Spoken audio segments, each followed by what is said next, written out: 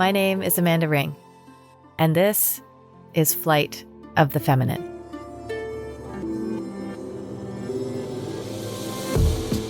Here on Flight of the Feminine, I'm inviting you to explore and reclaim all things feminine, the divine and the dark.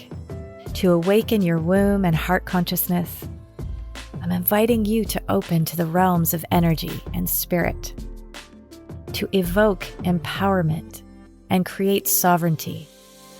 As a sacred soul, each one of you are on this journey through life.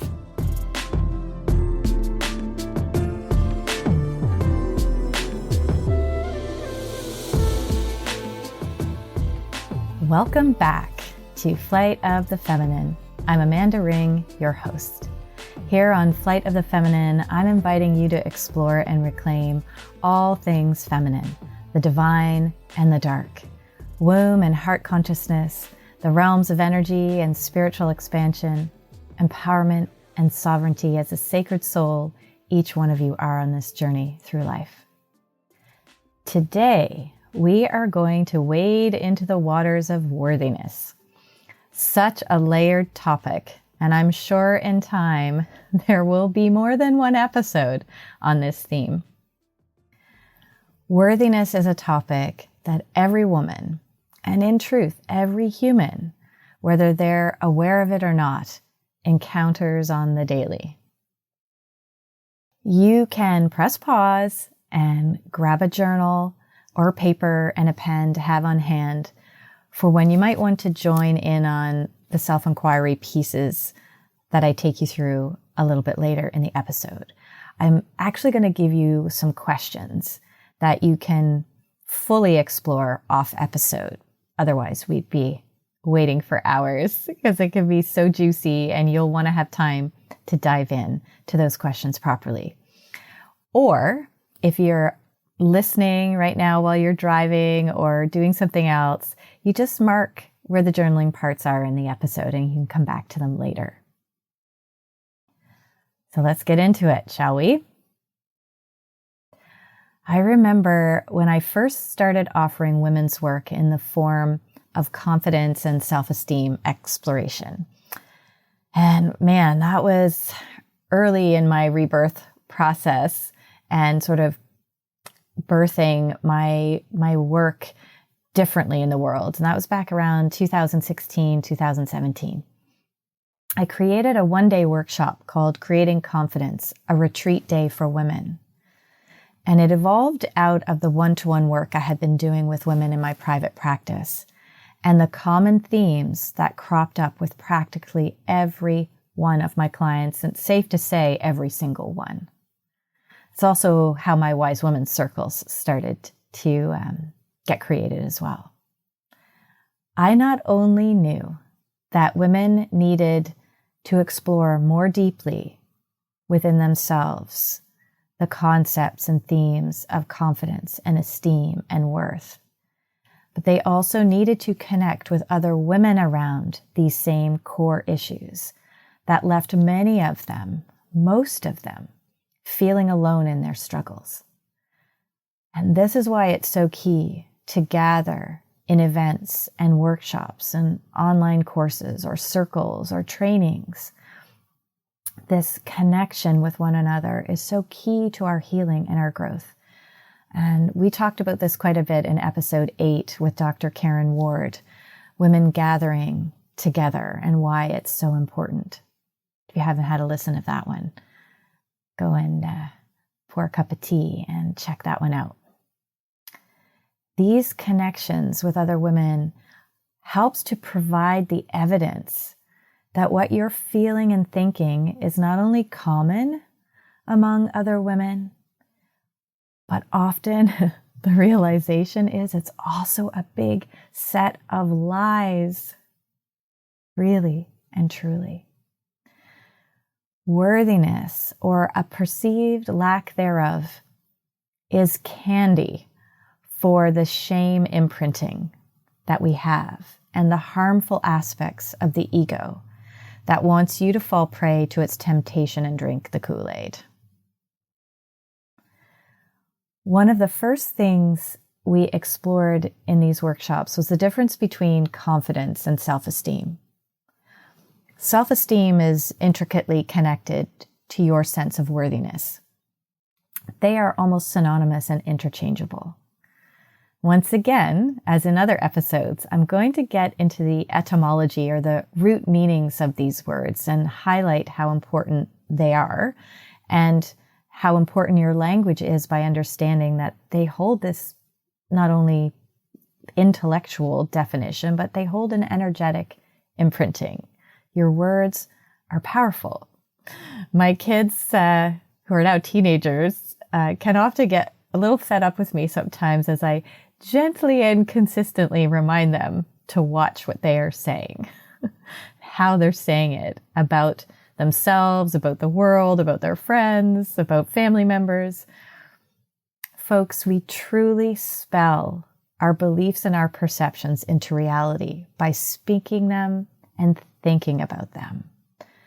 Spoken word and written language are both symbols that are creating almost like a geometry in and of themselves. And the sounds of them hold a vibrational frequency. Make no mistake, our words that create our thoughts and our beliefs are powerful. And as an aside to that, if you haven't listened to episode 2, Thoughts Become Things, check that one out to explore it a little bit more with me and Dr. Emoto's work, which is also referenced in the show notes of that episode. Before we go to self-esteem, let's just talk about esteem. The definition for esteem is to regard highly or favorably, to regard with respect or admiration. So in the noun sense, it's worth or reputation. But in more of a verb, it's to appraise, to compare with an estimate. And those come from Old French and Old Latin and Middle English. When we use it in a more figurative sense, esteem is to assess the merit of something or someone. And all of those definitions come from around the 16th century. So when we look at self-esteem, in Old English, it's described as to esteem, to honor, to worship, to distinguish, to celebrate, to exalt, to praise, to reward. And in the Proto-Germanic etymology, it's to estimate or appreciate or appraise. So again, this sense of merit. So our self-esteem is how we perceive our own value. It's based on our own opinion and belief about ourselves, what our own value is. So when we think about worth and worthiness, it's very, very similar to self-esteem. They can be used interchangeably. Self-worth and self-esteem is the value you have and hold of yourself, not what society holds or thinks of you, but your own self-worth. Confidence is different. Confidence is defined more as a state of feeling certain about the truth of something, or a feeling or belief that you can rely on someone or something. There's a firmness to it. There's a trust inherent in it.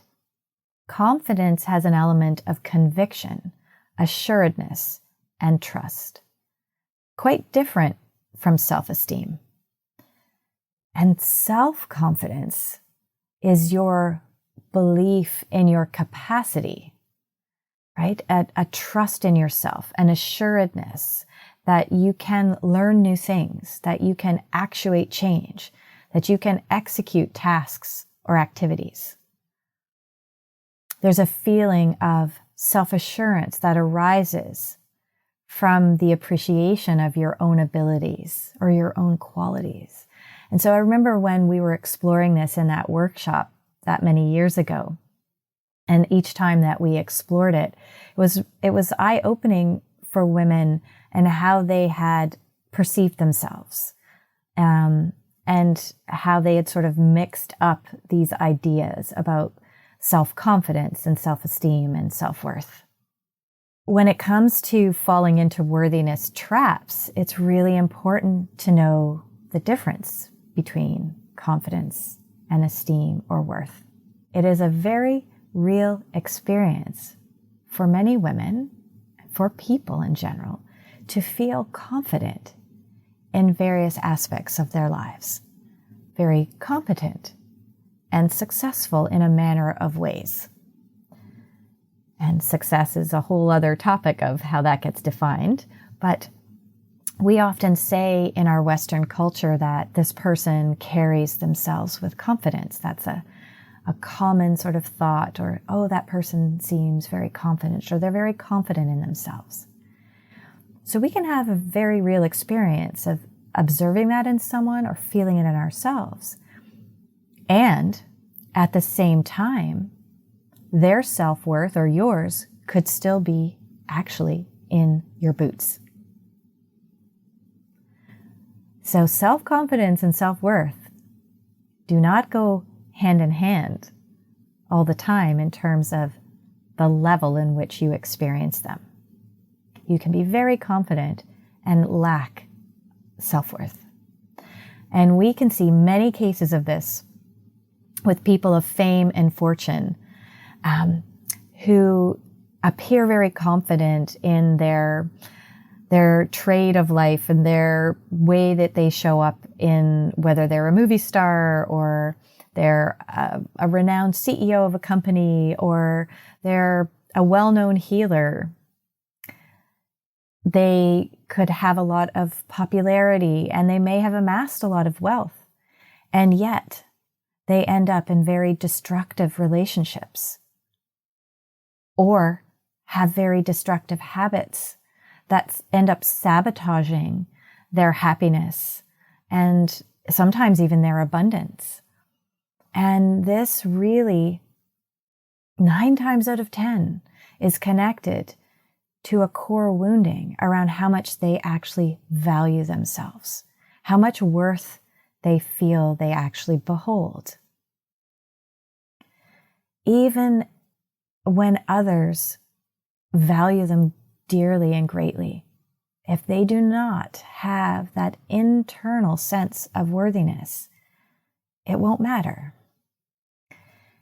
And once again, this is the patriarchal paradigm at its insidious work through our psyches and our society.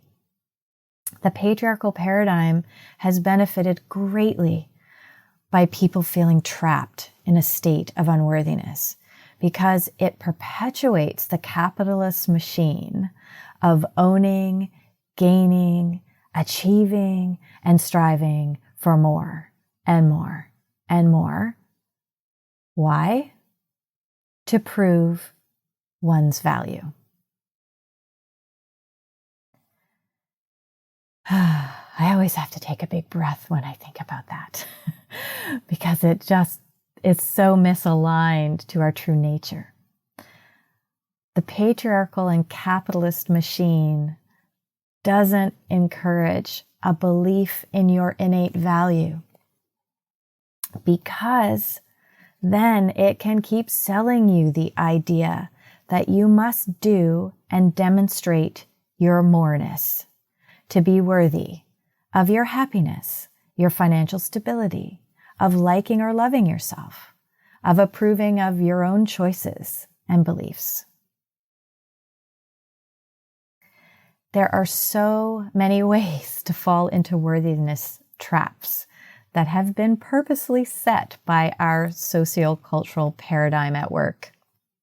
Particularly, I speak of the Western culture because that's where I am obviously rooted. However, the feminine and the matriarchal principles within a sociocultural paradigm actually acknowledges and values difference and uniqueness in a very different way. It recognizes the need for uniqueness, variety, and difference in order for us to co-create and support the whole of humanity in its variable nature, just like the earth.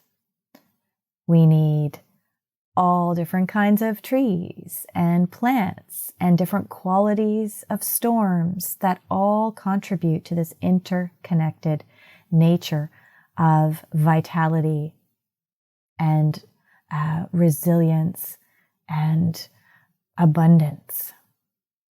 What is a worthiness trap? I mean, I've generally spoken about it, but what is a worthiness trap? When I was thinking about the title for this episode, I was just thinking, well, just worthiness. And then I was like, no, this is really about worthiness traps and how we get caught in them.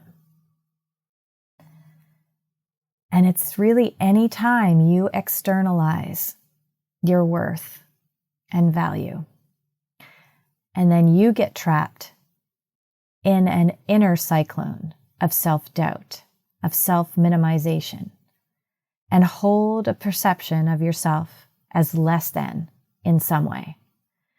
The result of this is often you then using and sending even more of your precious energy outward to prove your value to someone or something. Your perceptions of your worth, your inherent value, when are internalized, like anything else you internalize through your perceptions, become your beliefs.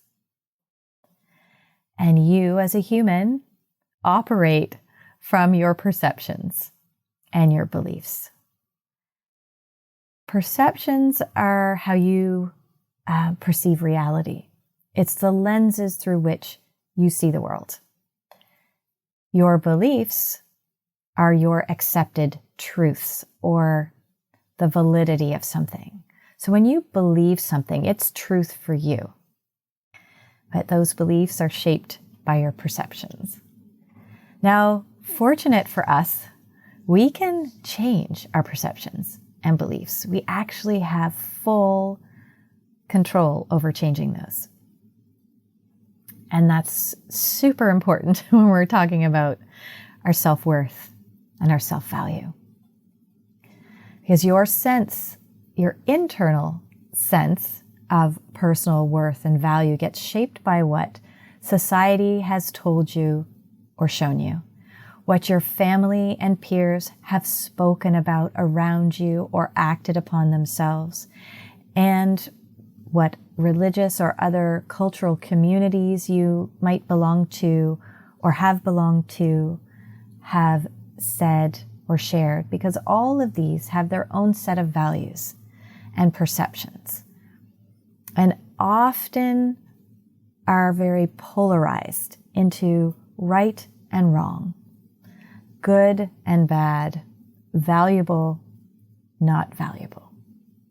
Some core examples of what a lot of qualifiers for people are in society around what is valuable and deserves to be given merit or assessed as having worth are things like your education status, your employment status, your relationship status, financial status.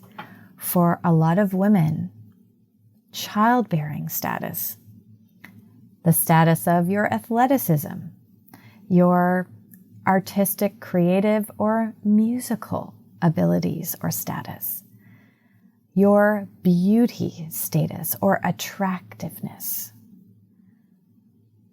Now, all of those things, who are those most defined by? Who defines what value all of those have? Society. And our primary culture, aka your family and your peer groups. But who defines the value for them?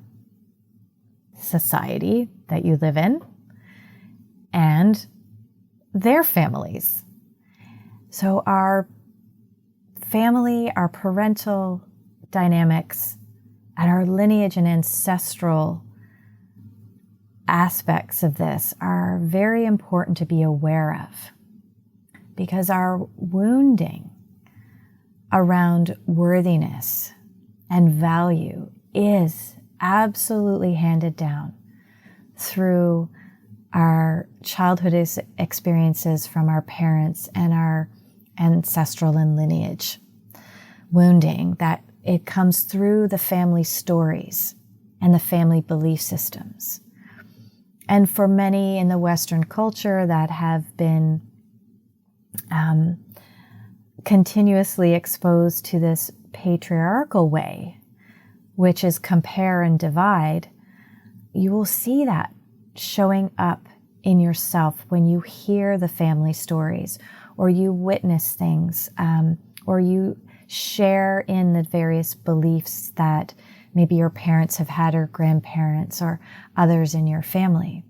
And what I mean by that is there will be often stories of celebration or accolades of current family members or past family members, and they're being honored and revered in some way for some personality trait that they had or something that they achieved.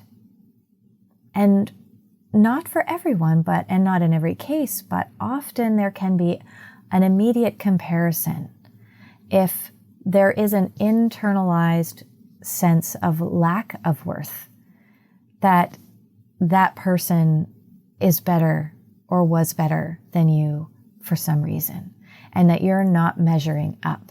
And the patriarchy, and like I mentioned, the capitalist machine wants you to compare and separate yourself, because then you have something that you need to attain, which it will help you with, to fill the void or to add to yourself so that you are better now.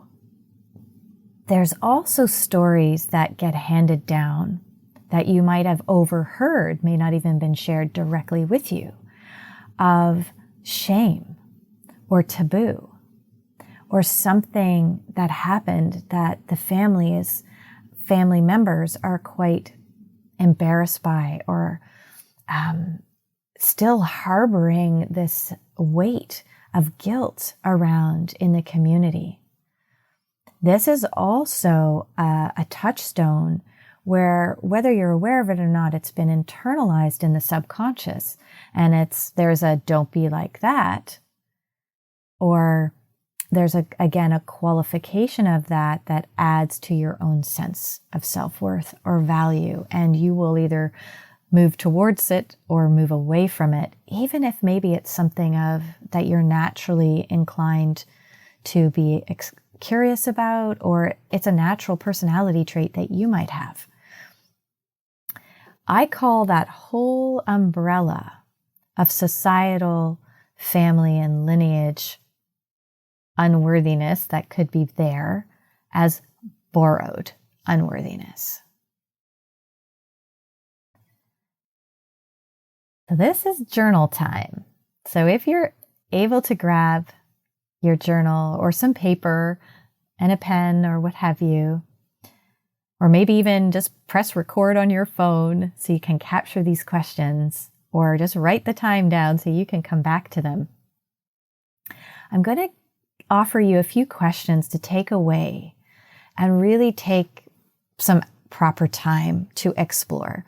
As some of you might have instant things that just come pouring out when I give you these questions, and others of you might need to sit with these questions, and especially if self-inquiry or self-reflection in this way is new for you, and that's okay. Give yourself the space and time, because sometimes our brain just says, what the F? Like, I don't even know how to answer this.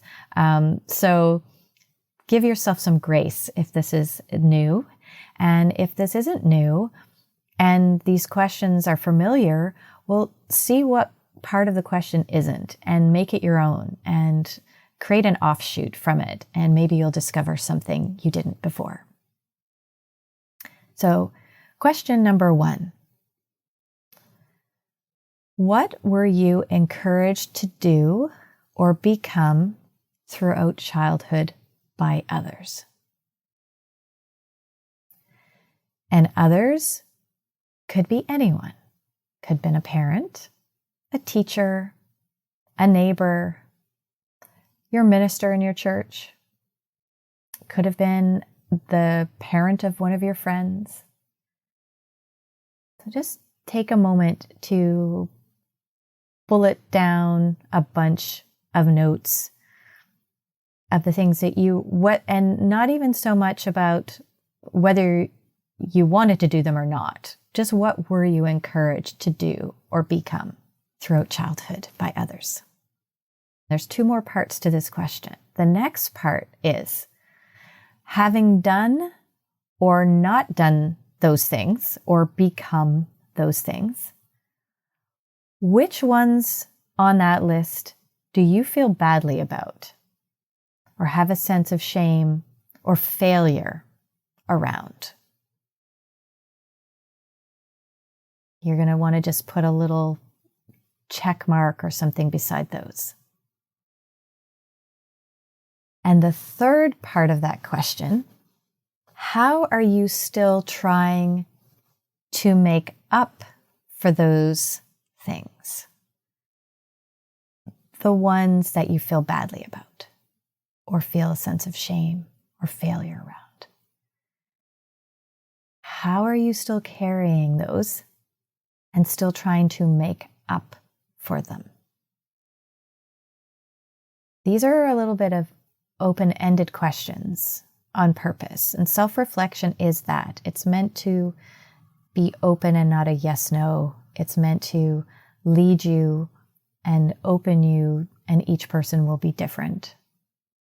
When you get through to these ones that you might feel badly about or a sense of shame or failure around, just give yourself some compassion, because when we think about those things, it generally brings up the feeling of that embarrassment or guilt or shame. We feel that in the body, and this is shared in other episodes on Flight of the Feminine as well. So it's important to go back and listen to those if you haven't. The one, your body is talking to you, are you listening? So even if this was like from the time you were 5 and someone had really encouraged you to do something and you didn't have any interest in doing it, and you did it or you didn't do it, it could still be sitting with you on a subconscious level. You could still feel like you need to measure up to the request of that and trying to make up for it somewhere. So have some compassion if you're feeling a little ick in your body, and remind yourself, put a hand on your heart and remind yourself that it's not happening currently, that you're just remembering this. But we know the brain doesn't know the difference, and the nervous system registers it the same way. So that's important to remember. But that sense in the body that might be a little ick is also a sign for you that there is a drop in your self-value and worthiness. And I'll share a little bit more about that in a second. So that's the first sort of trio of questions. The next question I have for you to write down is, at this moment in time, as you are, at your current age, your gender, your sexual orientation, your relationship status, your employment status, all of it, as you are right now, on a scale of 10 to 1, 10 being a most precious, valuable human, and 1 being not valuable in the least, what's your number? So write that number down. Then go back and look at the qualifiers. So age, gender, sexual orientation, relationship status, childbearing status, employment status, financial status, like all of those things. and go back to that scale from 10 to 1. Evaluate each one of those things on the presence of them in your life. If it makes you 10, a most precious, valuable human in your estimation, or 1 makes you not valuable at all. Just see what comes up as you go through that exercise. And the next question I have for you is, when reflecting on all of that evaluation and the statuses and the value, well, says who? That's the question. Who says what your value is in relation to all of those things, all of those attributes or qualities that society says you are meant to have? And, we can get into how this lands differently for women, specifically around relationship to their bodies and beauty, because there's so much in the patriarchal and capitalist paradigm that drives those industries for women to stay young looking and stay in this size bracket and shape and all of that. So you might want to separate even some more of those things out, that you are starting to connect the dots around how you have perceived value or not. So then it says who. Explore where those numbers come from within your own psyche. And you'll know immediately if those evaluations feel good or not.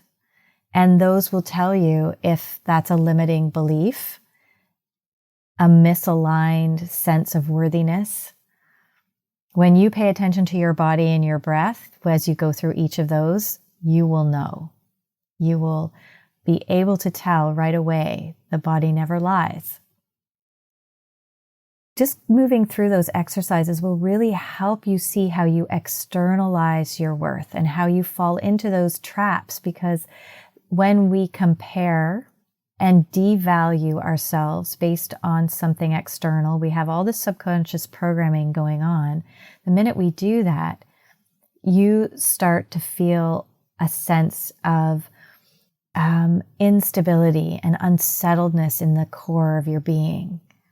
And that's a sign in and of itself that it's not true, because things that are divine truths, that are aligned with the truth of who you are as a soul and as a being, are expansive and creates a solid feeling through your being and your body, and your breath feels open.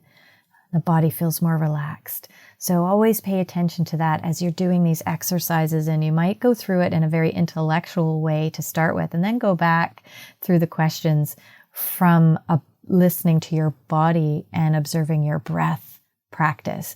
So you can really bring all of those together. That's a beautiful union of the feminine and the masculine.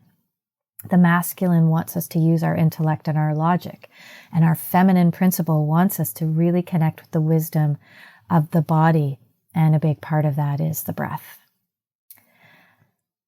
My last question, and it's not quite a rhetorical question, but it's a question for pondering, for leaning into, because you might not have felt like you've actually had the permission to do this. You might even have some resistance to it, and your brain might say, how is this even possible? Your ego might really be like, what? Like, how do I do that and not align my worth on all the things that I do and achieve and show and own, right? So the question is, what if you chose to claim your own worth and value? What if you just chose to claim it? What if you defined it? But even more beyond a personal definition of it, what if you just chose to claim it? You chose to claim your own worth, your own value. In order to do this, you need to explore the shadow side of where you have let others decide, direct, and or claim it for you. And that's why I gave you those questions to play with and explore. Really great to sit with a friend who's open to this kind of exploration and do them together and share. It's so valuable because it helps you with the creative process and feel supported. So really just contemplate, what if you chose to claim your own worth and value, and allow yourself to lean into how you've allowed that to be determined by others. What if you could hold value regardless of what you do or don't do, what you have or don't have, what you own or don't, what you are or are not, what you look like or do not look like? What if you can hold value regardless of any of that? And this is often when the brain says, what, but we have to have values and we have to qualify things, because then how do we know where we stand in relationship to somebody else or in comparison to someone else? And how do I decide what I like or not like? And your ego and the brain are going to want to run wild with that one. And I invite you just to observe that and come back to this from a heart space, from a spiritual space, from a feminine essence. Because the energy of that is very, very different. When you ask this question, or you allow this contemplation from a place in your heart, or from a higher knowing, from your inner wise woman, from the essence of the feminine, it will be very, very different. And it will be presenting something more like, what if you were born of love, as a precious, unique expression of life itself? What if you were born with inherent value? This is what the inner wisdom, the higher wisdom, the divine wisdom will birth and evoke and expand through you when you contemplate these questions from the heart space, not from the mind, not from society, but from your innate knowing. Each and every one of you listening, and myself included, were born a helpless baby, filled with life force and unlimited potential.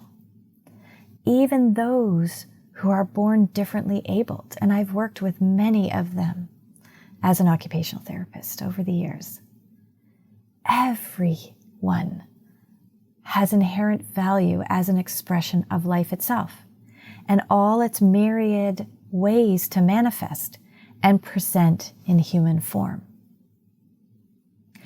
All of us bring the gift of evoking lessons, growth, beauty, and change within each other and ourselves in the human experience on earth and of the earth herself. And each and every life, body, and soul has a unique purpose that gets revealed as you begin the unfolding of your journey through life, this earth walk. And when you start to lean in with your heart and your inner knowing and go beyond all of the wounding, the stories that have been passed on through society, through cultural experiences, through the generations, you start to reveal a sense of worth and value that is already there and that is your right to claim. What would the world be and feel like? How would the world be different? How would it feel different if this was the common belief and perception chosen and held by the human collective? How does this feel for you? How does it land? As in other episodes, take it or leave it or take it. It's okay if it doesn't align for you. If it's something that softens your body and opens your heart and feels more expansive, then you might be more in tune and aligned with this way of perceiving your life and your purpose of being here on earth. And if so, remembering that you have a choice in your perceptions, a choice in your beliefs. You get to create them. You get to uncreate the ones that are already operating that you borrow and have borrowed. The same as this borrowed unworthiness doesn't belong to you. It's been learned. How would the world feel different if this was the common belief and perception chosen and held by the human collective? How might you start to create this shift within yourself, your family, and your communities? And you can journal some ways that you could start this process. If this whole invitation around opening to the idea that your worthiness is inherent, you were born with it, that it's the unworthiness is borrowed from so many different places in society and your lineage, and that you actually get to choose your beliefs and your perceptions and unlearn anything that doesn't feel supportive and loving. How might you start to create that shift? Very practical things. It could be reframing thoughts that you have that are supporting this shame or comparison that has happened. And you can take how you might start to shift this within yourself back to the previous questions around how you value things and how you value yourself. There truly is so much powerful work here to create a new, healthier paradigm shift when it comes to worthiness. And this can be done so beautifully in self-reflective and self-inquiry work, reframing things in one-to-one support work and group experiences. And one of the ways that we do this is in the Wise Woman Awakening course, which is a self-paced and self-guided course. If that's something you might be interested in, certainly check it out in the show notes. There'll be a link there. And there will be more on this topic in the future for sure. One way we'll be exploring this more is with my guest, Tara Brading, who is a women's educator and storyteller and songstress. And she's going to be with me in the next episode. Tara and I, in that episode, will continue to explore this concept of worthiness and unworthiness and lineage healing, as we're going to dive into the topic of internalized misogyny for women and exploring how to heal misogyny, particularly within the matrilineal line, so in the mother lines. Tara's work offers a lot of ancestral healing, and I've connected with her through that actually, and did some work with her a year or so ago on the maternal ancestral line. So I'm really excited to have her join us. So stay tuned for that one and rejoin us there.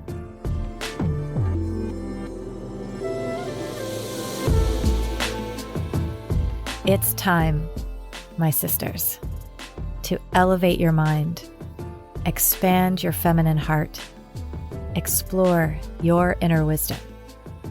Let's soar together. Sending you all big, big love.